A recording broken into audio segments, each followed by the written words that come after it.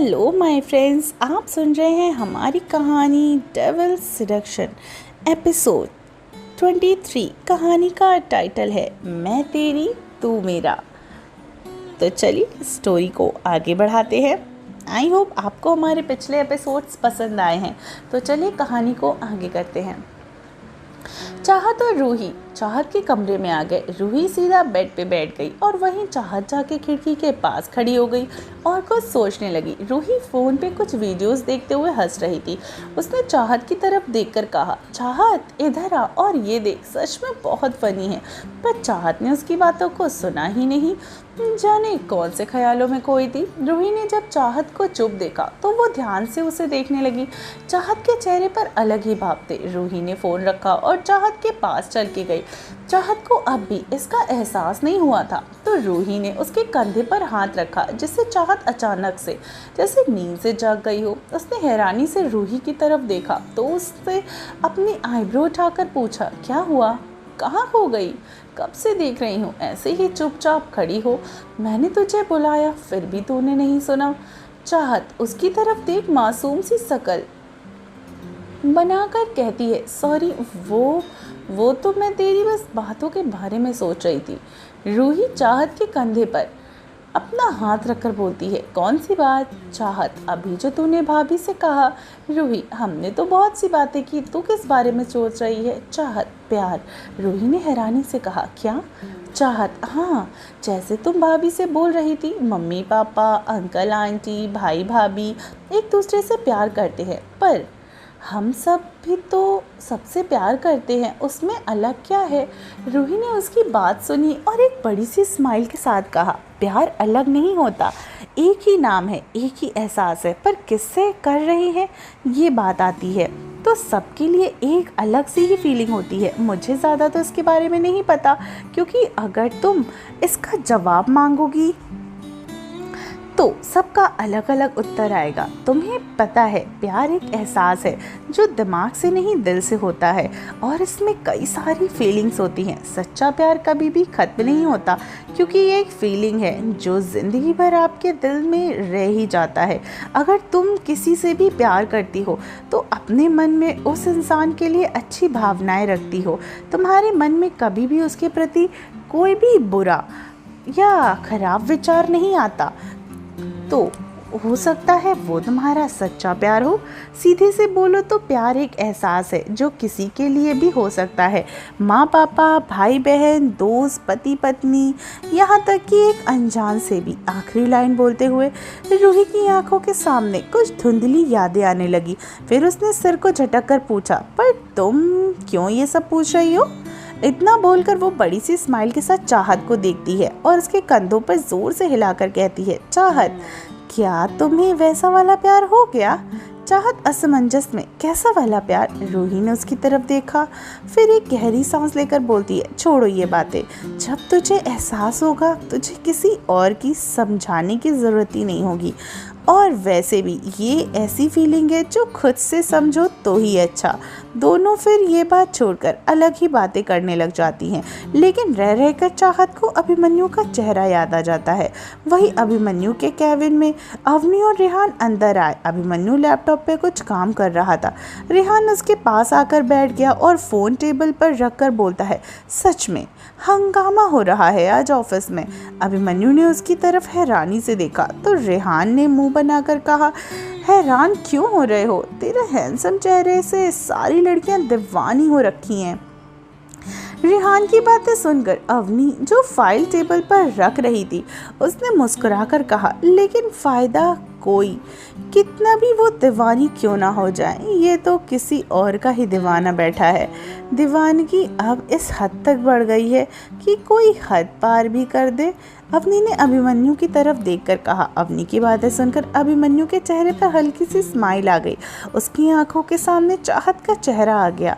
रेहान, वो सब तो ठीक है, पर अभिमन्यु, तू चाहत को लाएगा कैसे? मतलब कि यह जैसे शादी होती है वैसे ही तो करना होगा ना? तो बता मेरी क्यूटी को मेरी भाभी कब बना रहा है। इतना बोलते ही रेहान के चेहरे पर एक चमक थी। अवनी ने उसकी बात सुनकर हंसते हुए कहा, तू तो इतना एक्साइटेड हो रहा है जैसे अभिमन्यु के बाद बस तेरा ही नंबर लगने वाला है। रेहान हाँ हाँ करके उसके बाद ही हंसने लगा। पर मैं तुझसे प्रॉमिस करता हूँ तेरी और मेरी शादी एक ही दिन होगी। बस तू लड़का ढूंढने की पर लग जा और मेरे लिए दूसरी भाभी। दोनों की बातें चलती रही। वही अभिमन्यु अपना काम कर रहा था और साथ ही उनकी बातें भी सुन रहा था। कुछ ही देर के बाद अवनी रेहान चले गए। वही अभिमन्यु ने लैपटॉप को बंद किया और हाथ अपने सर के पीछे रख आंखें बंद करके बोला, मेरी दीवानगी तो आज तक तुमने नहीं देखी छोटी खरगोश, पर इतना ज़रूर कह सकता हूँ दोनों की दीवानगी टक्कर की होगी। बस एहसास की देरी है और जब ये हो गया तो तुम खुद दौड़कर मेरे पास आओगी। अभिमन्यु के चेहरे पर एक कातिल मुस्कुराहट आ गई। नेहा और कर्ण ने सारी पैकिंग कर ली थी। साहिल उन दोनों को एयरपोर्ट छोड़ने जा रहा था। उसके साथ रूही भी जा रही थी जिसे वो रास्ते में उसके घर पे छोड़ देगा। समय बीतता गया। साहिल घर लौट चुका था। इस वक्त रात हो चुकी थी। सबने अपना अपना डिनर भी कर लिया। रात के 1 बज रहे थे। चाहत का कमरा। चाहत सो रही थी। सोते हुए भी उसके चेहरे पर एक मुस्कुराहट थी। मुस्कुराहट के साथ वो कोई सपना भी देख रही थी। तभी उसे लगा जैसे किसी का हाथ उसकी कमर पे था। चाहत हड़बड़ा कर उठ गई। इसने इधर उधर देखा पर वहाँ कोई नहीं था। उसने अपना हाथ अपने सीने पर रखा और गहरी सांस लेकर बोली, यह तो कुछ नहीं है। फिर मुझे ऐसा कैसे लगा? उसने बाहर खिड़की की तरफ देखा जहाँ से चांद दिख रहा था। चाहत खड़ी हुई और खिड़की के पास जाकर जैसे ही देखती है चांद की रोशनी उसके चेहरे पर पड़ रही थी। चाहत ने अपना हाथ फैला दिया और मुस्कुराकर वैसे ही खड़ी हो गई। तभी उसे अपनी कमर पर किसी के ठंडे हाथों का स्पर्श महसूस हुआ। चाहत इस छुअन से सिहर उठी। चाहत ने बाहर खिड़की की तरफ ही अभी भी देख रही थी।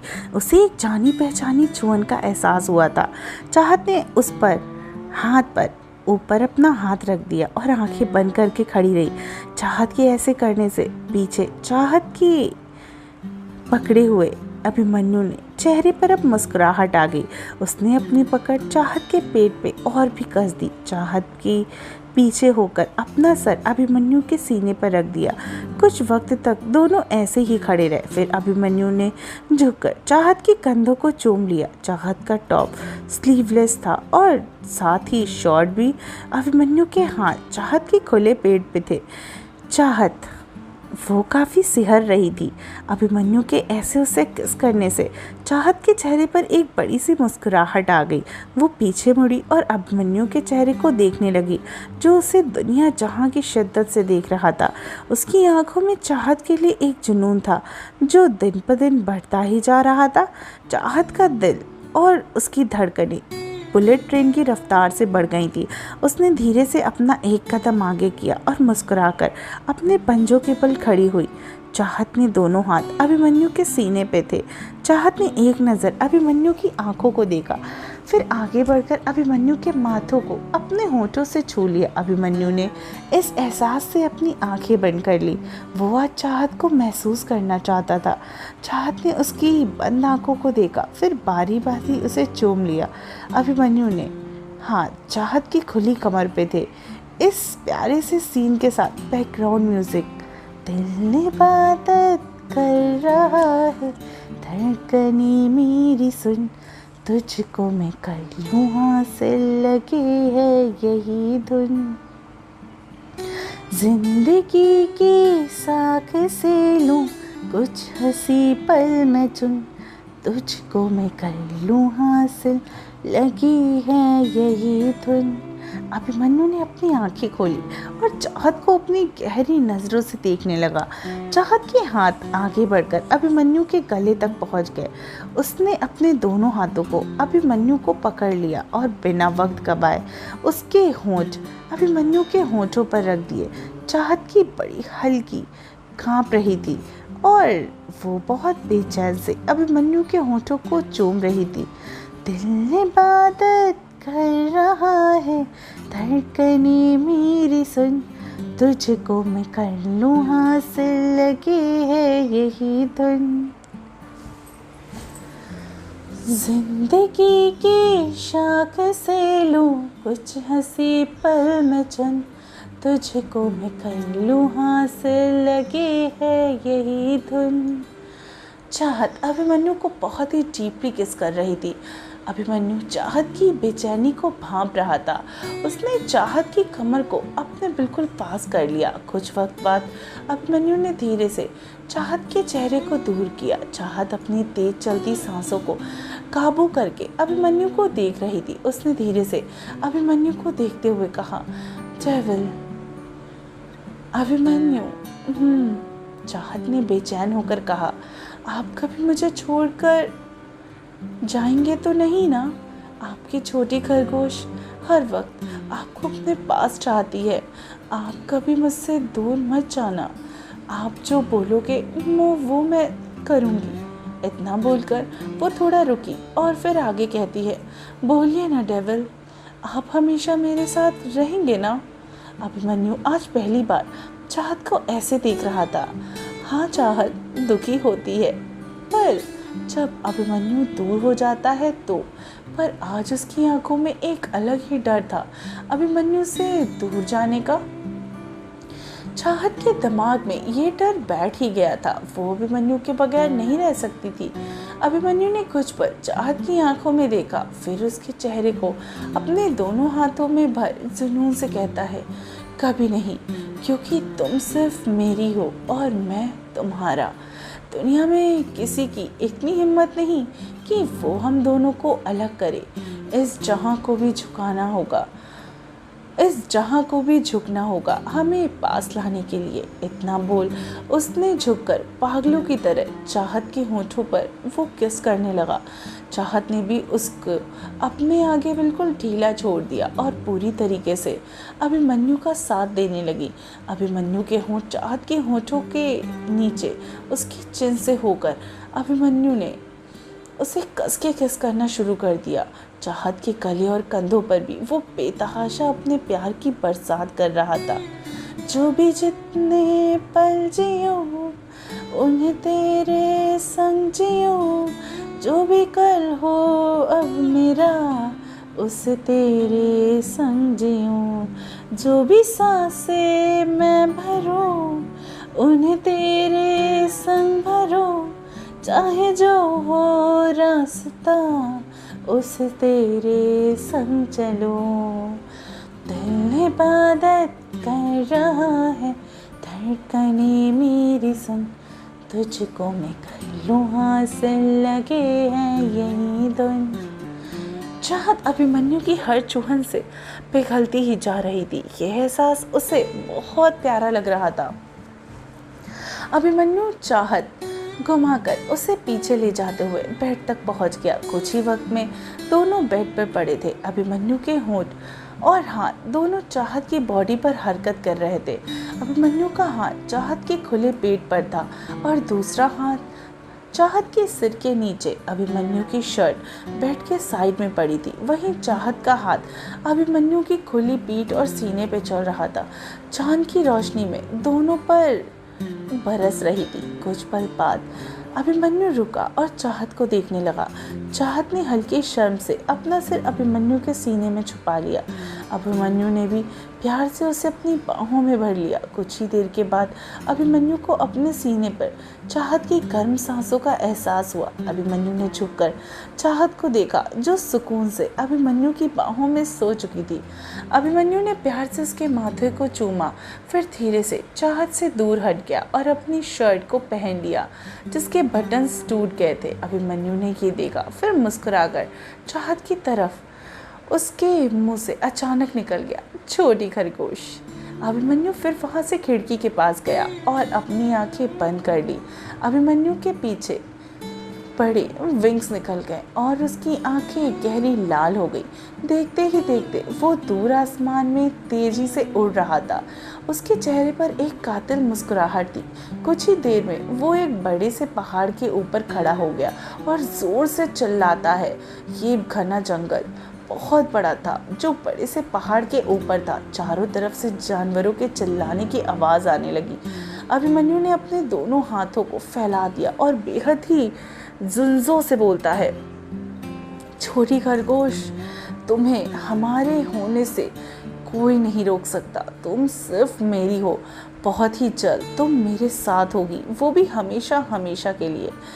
सुबह का वक्त। चाहत प्यारी सी मुस्कुराहट के साथ उठ गई। उसने इधर उधर देखा तो अभिमन्यु उसे कहीं नहीं दिखा। ये देखकर चाहत झट से बेड से उठी और हर तरफ देखा, पर वो उसे कहीं भी नहीं मिला। चाहत ने अपनी उंगली अपने बालों पर रखकर कहा, क्या मैंने कोई सपना देखा? डेविल तो यहीं कहीं नहीं है। इतना बोलकर वो विनर के सामने खड़ी हो गई और अभिमन्यु के बारे में सोचने लगी। तभी उसकी नज़र मिरर पे अपने गले पर पड़ी, जहां हल्के हल्के निशान थे। चाहत ने उसे धीरे से टच किया। उसके चेहरे पर मुस्कुराहट आ गई। आखिर उसे पता चला ये सपना नहीं था, सच था, और उसके चेहरे पर एक बहुत खूबसूरत मुस्कुराहट थी। अभिमन्यु रात को उसके पास आया था। चाहत फ्रेश होकर नीचे गई।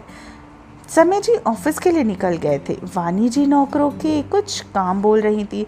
उनकी नज़र जब चाहत पे पड़ी तो उन्होंने मुस्कुराकर कहा, उठ गई?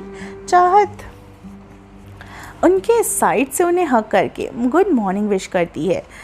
वानी जी, गुड मॉर्निंग मेरा बच्चा, अब चलो जल्दी से नाश्ता कर लो, साहिल तुम्हें ढूंढ रहा है। चाहत, पर मुझे क्यों? और कहाँ है साहिल? इधर हूँ। साहिल अपने रूम से बाहर आ गया और चाहत को मॉर्निंग विश करता है। साहिल, जल्दी से नाश्ता कर, हम कहीं जा रहे हैं। चाहत एक्साइटमेंट से, कहाँ? साहिल, वो तो तुम्हें पहुंचकर ही पता चलेगा। मैंने रूही को भी कह दिया है, वो भी हमारे साथ चलेगी। चाहत ने अपनी बात अपने मुंह के अंदर ही कर ली और जल्दी से वो साहिल ने उसे बताया भी नहीं कि वो कहाँ जाने वाली है, पर घूमने जाने का सोचकर फिर उसने जल्दी जल्दी से नाश्ता करने बैठ गई। उसे ऐसे देखकर वानी जी और साहिल दोनों ही मुस्कुरा देते हैं। कुछ ही देर के बाद चाहत और साहिल कार में बैठे थे। साहिल ड्राइव कर रहा था। कुछ ही वक्त के बाद उनकी कार एक बड़े से घर के सामने रुकी, जहां गेट पर रूही जल्दी से आई और बैक साइड पे जाकर बैठ गई। साहिल ने कार आगे बढ़ा दी। तीनों ढेर सारी बातें करते हुए आगे बढ़ रहे थे। सुनसान रास्ता, जहां से कुछ ही दूर पर जंगल था, और कार जैसे ही उस रास्ते के पास आई, साहिल को कुछ महसूस हुआ। उसने मिरर से रूही की तरफ देखा, जो परेशानी से उसकी तरफ देख रही थी। उन दोनों ने जंगल की तरफ देखा, जिसके ऊपर काले बादल छाए हुए थे। साहिल की नज़र अचानक से चाहत पर गई। चाहत के चेहरे पर बहुत गुस्सा था। उसने अपनी आंखों को अपनी हाथों की मुट्ठियां बना ली थी। साहिल और चाहत, साहिल और रूही के चेहरे पर परेशानी के भाव थे। उन्होंने देखा चाहत की बंद मुट्ठियों में चमचमाती नीली रोशनी निकल रही थी, जो पूरी बॉडी में फैलती जा रही थी। ये देखकर दोनों और घबरा गए और उस जगह के वातावरण में परिवर्तन आने लगा। एक पल हद से ज़्यादा ठंड तो दूसरे ही पल हद से ज़्यादा सहन ना करने वाली गर्मी। साहिल ने उसे देखा, फिर जोर से चिल्लाया, अभिमन्यु! अभिमन्यु का नाम सुनकर चाहत शांत हो गई और जैसे अभी कुछ हुआ ही ना हो। हे फ्रेंड्स, कैसी लगी आपको हमारी ये स्टोरी, और ये चाहत कहाँ आई है, और ये ऐसी कौन सी जगह है जहाँ पर चाहत का रूप बदलने लगा? आखिर कौन थी चाहत? स्टोरी को आगे सुनने के लिए स्टोरी को बहुत सारा प्यार दीजिए, और चलिए सुनती हूँ अगली कहानी में बहुत जल्दी मिलती हूँ। तब तक सुनते रहिए डेविल सिडक्शन, सिर्फ टिनी FM जान के साथ।